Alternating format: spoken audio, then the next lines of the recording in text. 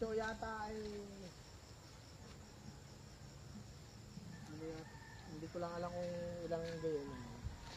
Etong ganito, mga 8 siguro, 8 ang sukat. Yata, 15 meter. Ah, ito? Oo. Hindi, rin frontage. Ang frontage. Ayun.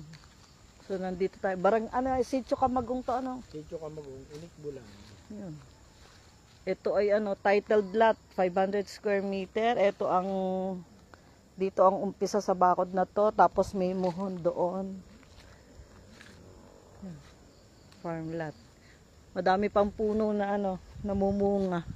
Aring manggahang ari ay naharbesan na. Yan. Naharbesan na yan, mga puno na yan. Tapos ang muhon ay Ari, ang muhon. Hindi muna natin i-reveal ang may-ari at baka mapuntahan pa ng iba. Yan.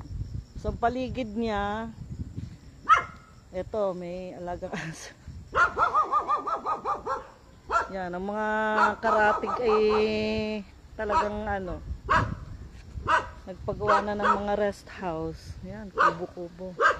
Tapos ay itong katapat na isa, farm lot din, puro manggahan pa din yan.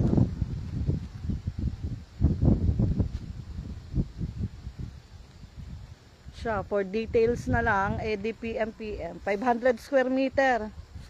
Direct to owner, pwedeng owner ang kausapin. Titled.